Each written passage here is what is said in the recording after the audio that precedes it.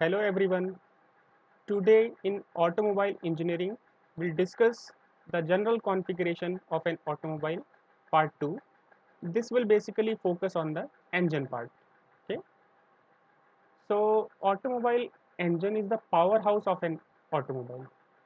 That is basically produces power to propel the automobile.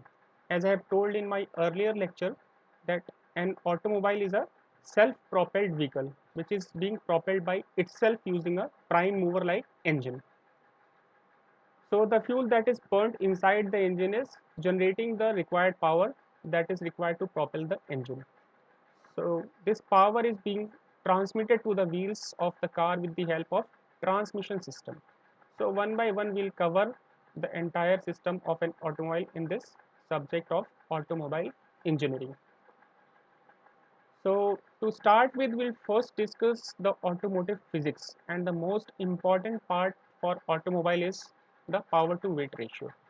So this must be determined in order to judge the pickup of an engine. Okay, that is an important parameter. So we'll define first what is meant by power to weight ratio. This basically the ratio of the power produced by the engine to the curve weight of the vehicle. So we have discussed about the curve weight in last lecture. So for example, an engine which develops a power of 200 bhp and have a weight of 400 kg gives a power to weight ratio of 0.5. So in order to obtain a better pickup so that the vehicle can accelerate in a smaller time, so that is known as pickup. So in order to get better pickup, the power to weight ratio should be less, because see, you can understand if a runner is running on a track, then if its weight is low or less, then he will be able to move fast or run fast. Okay, so that is very important parameter for engines also. So we'll pre-cap and recap some concepts related to the automobile that you already had studied in case of ICE engines. Okay, so this is very important. X SOHC and DOHC. SOHC stands for single overhead camshaft and DOHC stands for double overhead camshaft. Okay, so see this engine moving, and these valves are being operated by a suitable mechanism using a rocker. This is rocker arm, here is a pivot, and this is push rod, and these are the cam and follower mechanism. So this was the conventional system to operate the valve.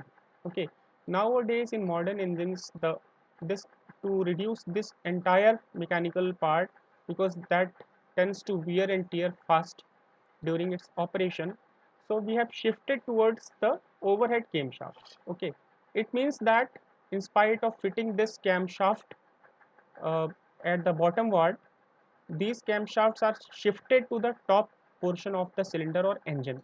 Okay, so this crankshaft powers the camshaft, which rotates at just half rpm of the crankshaft, is basically operating these two valves. Okay, so what's the difference? The camshaft nowadays is being located at the top of the engine, so these are known as OHC engines, that is overhead camshaft engine. So this further can be classified into SOHC and DOHC. So SOHC is basically single overhead camshaft. So here we can see that in case of single overhead camshaft, okay, so what is there? Check this figure. All the inlet and exhaust valves, okay, are operated by single camshaft. Okay, this is a camshaft. This is a single camshaft. This operates the inlet as well as exhaust valve. Okay, so this is being operated by a single camshaft. And now in case of double overhead camshaft (DOHC), we can see from here what's the difference. There are two camshafts separated for each cylinder. Okay, and two camshafts, one operating at the inlet valve, that this particular operates the inlet valve, and other camshaft operates the exhaust valve. So these are two camshafts. So what is the benefit? Why we are fitting two camshafts? These two valves in a, are fitted in a single cylinder, or on the same cylinder. So what is the effect? Because as we know that for a naturally breathing engine, the volumetric efficiency lies in the range of 80 to 95%, right? 80 to 85% is for SI engines because they have a number of restrictions during the passage of air fuel mixture inside the combustion chamber, and in case of CI engines it is around 90 to 95%. So volumetric efficiency is basically is the breathing capacity of an engine, so that is very less. So in order to improve the volumetric efficiency and consequently the power, we require higher volume of the charge to enter inside the combustion chamber during process of expansion and compression, right? So to ensure this, we used to fit two valves, two for inlet, two for exhaust on the same cylinder. So this improves the volumetric efficiency as the restrictions may be reduced. Okay, so the charge density may be somewhat increased. Okay, so nowadays we are having modern systems in modern cars. We use the supercharging and turbocharging systems. So we'll also discuss that system in detail. Okay, so this is regarding the one of the features of the engine, that is single overhead camshaft and double overhead camshaft. So this conventional push rod system is now being replaced by the SOHC single overhead camshaft and double overhead camshaft system to improve the volumetric efficiency and to reduce the mechanical complexity, right? So another key feature that we have studied in IC engines, internal combustion engines, is the variable valve timing intelligence system, VVTI system. You must have heard about the VVT engine. So variable valve timing intelligent engine. So the timing of the breathing of air, okay, that is the timing of air intake and exhaust is controlled by the shape and phase angle of cams. As we know that this cam angle defines the uh, parameter how much air is to be inducted and up to which point the exhaust valve is to be closed and then when to be opened. So we have studied about the uh, valve operating mechanism and valve timing diagrams. So now we'll see what how it can be optimized. Okay, to optimize the breathing capacity of an engine, so it requires different valve timing at different speeds because that must be coupled with the speed. Okay, I mean to say when the speed of the car increases, the duration of intake and exhaust decreases. Okay, because this with the speed increase, there is less time for the air to induce and less time for the exhaust gases to escape out of the cylinder. So what will happen? So the fresh air becomes not fast enough to enter the combustion chamber. It has certain inertia that has to be taken care of, right? And also the exhaust becomes not fast enough to leave the combustion chamber due to its inertia. So what is to be done? What's the solution? What's the feasible solution? So the feasible solution is to open the inlet valves earlier as compared to the normal speed and close the exhaust valves later. So this will improve the induction as well as expulsion efficiency of the valves. Okay, so we can say that the overlapping between intake period and exhaust period should be increased as speed increases. Okay, so this valve overlapping is the period during which the inlet as well as exhaust valves remains open. So this must be improved. Okay, so that maximum efficiency of these valves can be obtained. So this is being provided by the VVT system. So these are basically the speed dependent systems which changes the timing of the opening of inlet and exhaust valves based on the speed of the engine. So these are very very important technologies. These are used nowadays in almost many cars. So one important feature that I would like to add is the common rail direct injection system. This is being utilized in many cars, diesel cars, and in that case we can see that there is a common rail that is known as accumulator. In this accumulator, the high pressure pump uh, pressurizes the diesel fuel and accumulates it here in this common accumulator. From this common accumulator, the diesel is being sent to different locations, different injectors. Okay, so we can say that all the fuel injectors are supplied with the fuel by a common rail fuel line. The fuel injectors are computer controlled. So we can see here these are electronic control module. Okay, and these are controlling the injector opening and closing and the amount of diesel to be injected. That is, they also meter the quantity of the diesel to be injected. Okay, so these are coupled or connected through these injectors by means of sensors, and these are the actuators which basically performs the operation. So in this case, the pressure inside these common rails are over 2000 bar. So very high pressure is maintained in this particular system. So these are common in practice and being designed by several manufacturers like Denso, like Bosch, etc. for their respective engines. Okay. Another key feature about the IC engine is the turbocharger. Okay. So superchargers and turbochargers are very important, and these are basically the power boosters. Okay. So we'll talk about the volumetric efficiency. As we have said that in case of naturally aspirated engines, the volumetric efficiency is never 100%. It is less. Okay. So in case of SI and CI engines, it lies in the range of 80 to 95% volumetric efficiency. So it cannot be 100% due to certain restrictions and certain limitations of the engine. So the breathing capacity must be improved to obtain maximum power, at least rated power. So can you imagine this breathing capacity or volumetric efficiency can be increased to 110%, more than 100%. How it is possible? So yes, it is possible. It is possible by employing a compressor which is known as supercharger. Okay. So this element is known as compressor, that is known as supercharger. So what is the function of this compressor? The function of that compressor is to take care of the charge density. So this particular compressor improves the density of the charge that is being inducted inside the cylinder. So the amount of the charge density of fuel air mixture increases inside the combustion chamber when the inlet valve opens, or inside the cylinder when the inlet valve opens. So this plays a major role, and that is basically a compressor having some impeller. So ambient air goes inside this at the axis, along the axis, then it is being compressed by using a centrifugal compressor, and this compressed air is being supplied to the engine. So how to drive this compressor? There are certain means to drive this compressor. This compressor may consume the power of the engine itself to improve its uh, compression ability, right? Or it may be driven by using a separate turbine that is known as turbocharger. So basically the turbocharger is a turbine which runs by using the exhaust gases of the engine. So this will be beneficial because the exhaust gases contain certain energy which may otherwise be wasted. Okay, it may be exhausted to the atmosphere.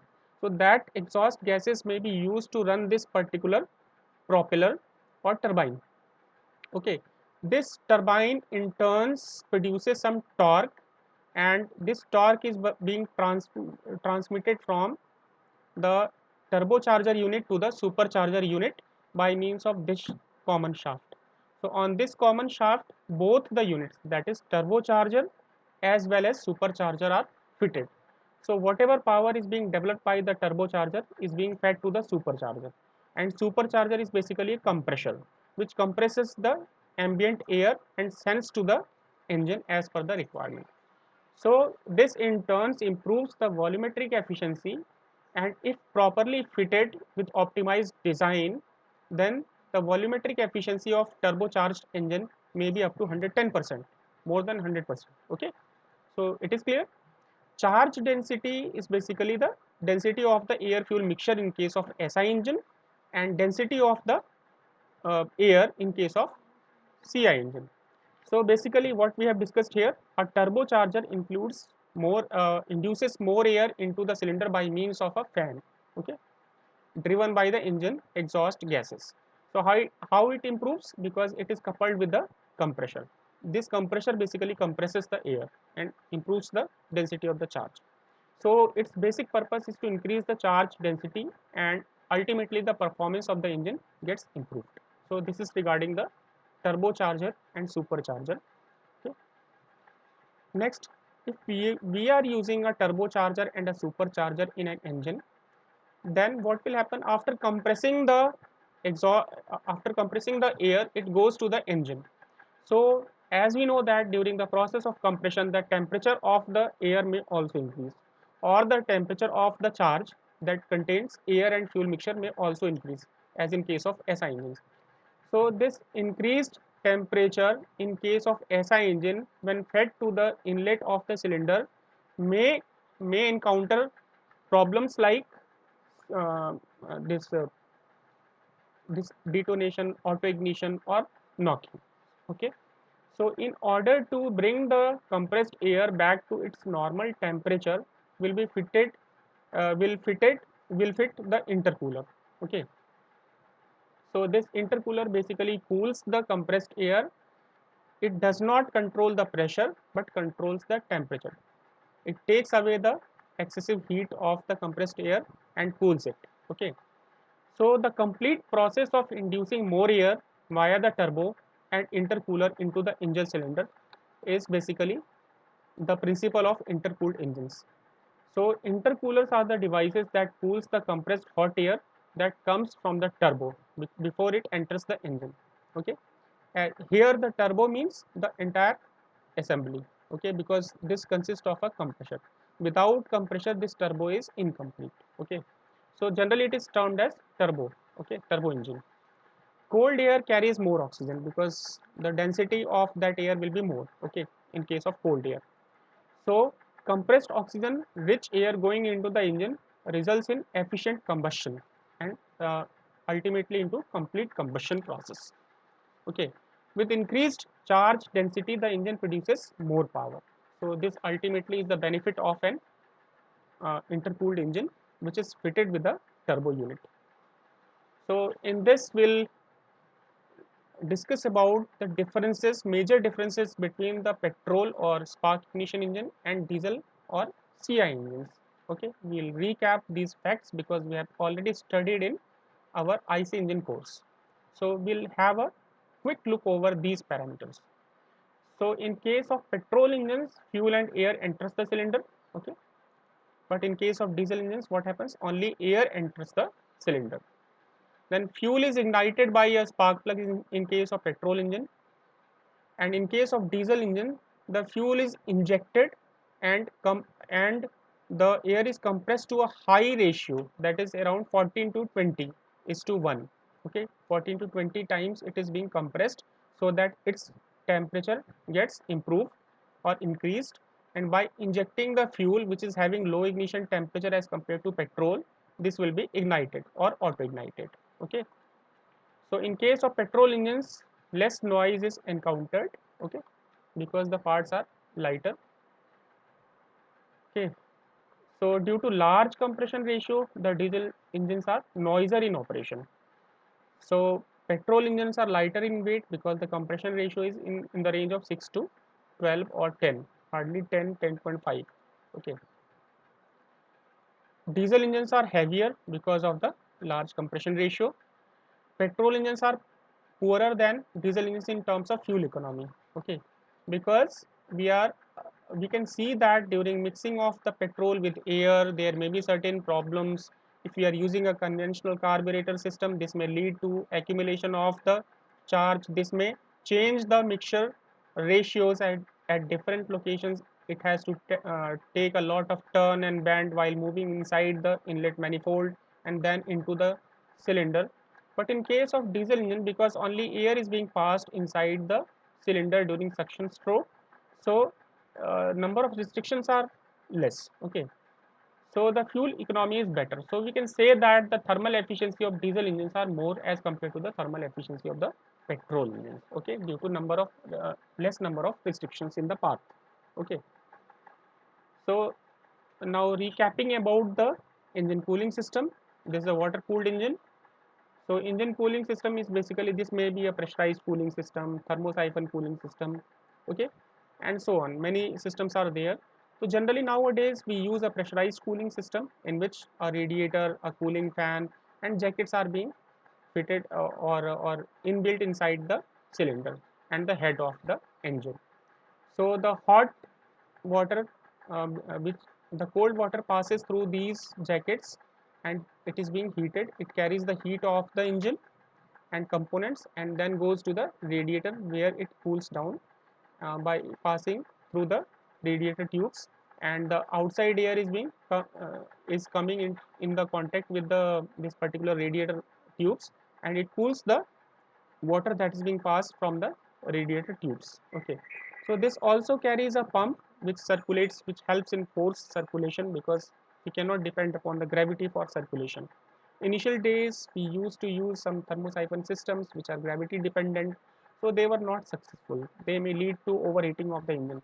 So nowadays we are based on the pressurized cooling system. Okay, so what's the function of the cooling fan? This cooling fan directs a large volume of air to the radiator in order to improve the cooling effect. Okay, so this is the last system of engine that I thought was more important to discuss about. So this is a three-way catalytic converter. This basically treats the engine exhaust gases that is coming out of the engine. As we know that the valve is exhaust valve is opened few degree before its completion. Okay, before its ideal position. So this may lead to exhaust gases which are harmful in nature. Okay, like HC, hydrocarbons, unburnt hydrocarbons may be there, carbon monoxide may be there, and oxides of nitrogen may be there, because our fuel is hydrocarbon. Either it's a diesel fuel, it's a petrol fuel, or it's CNG. So that consists of hydrocarbon. Okay, so these hydrocarbons, as a consequence of incomplete combustion, may lead to the production of unburnt hydrocarbons, carbon monoxide, and NOx. So the purpose of the three-way catalytic converter is to reduce, oxidize these unburnt particles into the harmless products. That is H2O. Okay, out of this it will break it into H2O, CO2. This CO is being converted into CO2, and NOx is being converted into N2, which is harmless. So it utilizes certain materials like platinum, palladium, rhodium, ruthenium, that have the property of reducing these gases, that have the property of oxidizing these gases, to ensure that harmless gases are coming out of the exhaust manifold. So this is very important, and nowadays it is installed in almost all the cars and other systems. So this basically catalytic converter is an integral part of the muffler or the silencer. This catalytic converter is located in the middle of the exhaust system to remove the harmful components from the exhaust gases, as I have told, right? So these are the references. Okay, here I have tried to cover the main aspects of the engines. Okay, this was a recap about what you have studied in ICE engine course. From this lecture onward, we'll begin with the systems